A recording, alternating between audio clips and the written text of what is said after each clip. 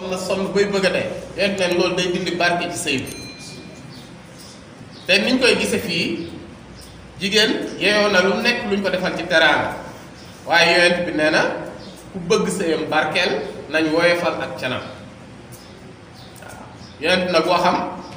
dara woyofu ci ñun ñëpp dañuy gis fii ci société bi yenn saa yi nga dégg ku ne maanaam dañ ko may nangami million may ko nangam ba ñëpp di ko yéem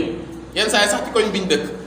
waaye nga gis ñaari weer ñett nga daje xale bu jigéen ba boo ko laajee mu ne la sëy na sëy bi ba pare parce que ñaare barke bi mooy moo cay génn donc barke ci jigéen mooy yombal can gi ba noppi ak dem ca kër borom këram ngeen yombal ngeen jàppandal ginnaaw bi nga xamee ne ki koy may jullit la bu am diine am ngor am jom qualité yooyu rek la ñuy xool ci góor kon yooyu yu mat di bàyyi xel la beneen bi mu ne